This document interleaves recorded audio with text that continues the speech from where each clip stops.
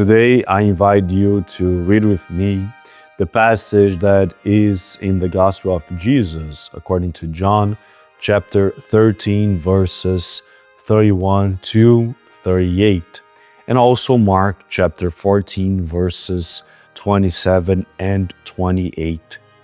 It is a moment where Peter faces a great challenge, and we will see that with the passage, the new commandment of Jesus, and Peter is warned about his denial.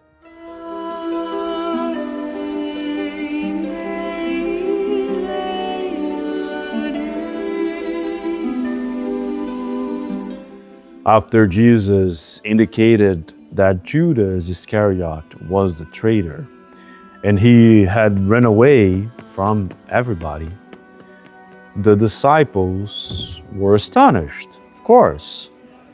At the same moment that they were all arguing about it, Jesus started saying, "Now the Son is glorified, and God is glorified in him.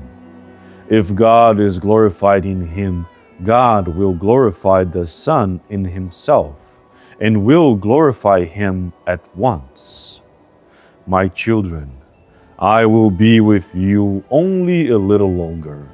You will look for me, and just as I told the Jews, so I tell you now.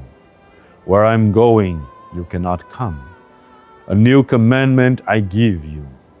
Love one another as I have loved you. Only by this shall all of you be recognized as my disciples." Everyone was surprised by what Jesus had just said. The traitor had fled, and in the face of all this, Christ was bringing them that he was being glorified and also a new commandment. But from everything that he said, they got stuck with the point that Jesus was not going to be there any longer. And so Simon Peter asked him, "Lord, where are you going?" Jesus answered, "Where I'm going, you cannot follow me now, but you will follow me later. You all will fall away. For it is written, I will strike the shepherd and the sheep will be scattered. But after I have risen, I will go ahead of you into Galilee." As soon as Jesus spoke, Peter immediately stood up and vehemently replied, "Lord, why can't I follow you? I will lay down my life for you. Even if all fall away, I will never do that." Jesus then patiently turned to Peter, and observing with compassion the disposition and longing of his disciple, who later would become a reference of leadership for all Christian community, asked him, "Will you lay down your life for me? Truly, truly, I say to you, before the rooster crows twice, you will deny me 3 times." After that, Jesus and some of his disciples went with him to Gethsemane so that he could pray. And after his prayer, some soldiers appeared and arrested him in the morning and took him to the Sanhedrin. Peter sought to follow him, intending to keep his word. He even had the support of one of Jesus' disciples to enter the high priest's house. And standing near where the trial was taking place, Peter decided to be at the courtyard outside of the house with the guards and servants around the fire that was warming them, because It was too cold. Peter, joining them, went to see an opportunity so that he could be closer to Jesus.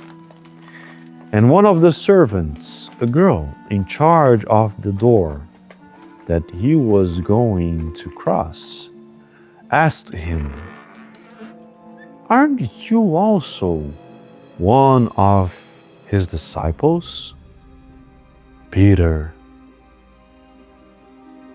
took a moment and denied,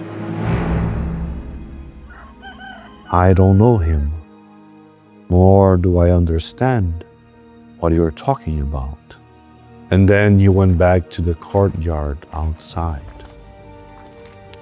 Displeased with the situation, he decided to stay near the fire with the guards. And then, a second time, he was asked, "Are you perhaps one of his disciples?" Peter instantly said, "I am not." But then the third question came. "Did I not see you in the garden with him?" Peter immediately denied, saying, "No." And then the rooster crowed. And after hearing the second time the crow of the rooster, Peter remembered what Jesus had spoken to him. "Before the rooster crows twice, you will deny me 3 times." And when he came to his senses, Peter fell down to his knees and burst into tears.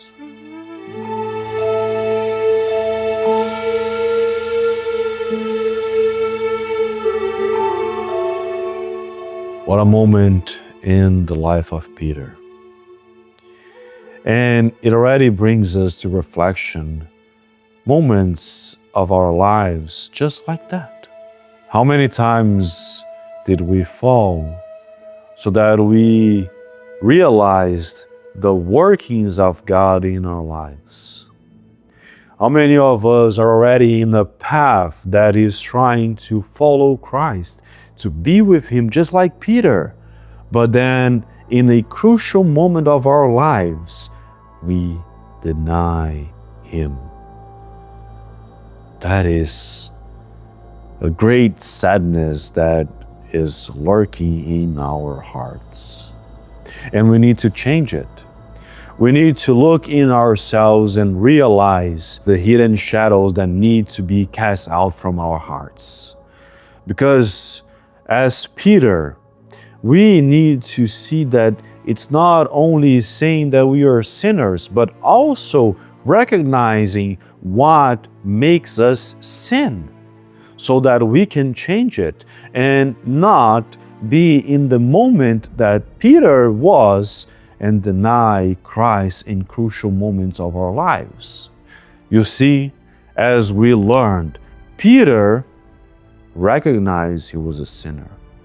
Peter worked to be close with Christ, facing his fears, but he forgot to look in himself, to look in his heart and see the shadows that were still there and that he needed to cast out, to shed light on it so that he wouldn't give up to his falling nature. How many times we do that? How many times we still lingers to that shadow in our hearts? We don't look at it, we try to forget it, not cast light into it because we think that we don't need to, but then in a moment of invigilance, in a moment where we are not paying attention, our fallen nature appears, and then again we fall. But Christ always offers us redemption. And that's what we'll see with Peter. That's what he's calling you now to look at. Let us look at the shadows of our hearts and work on it. It is troublesome, it is difficult, it is complex, but it is a necessity.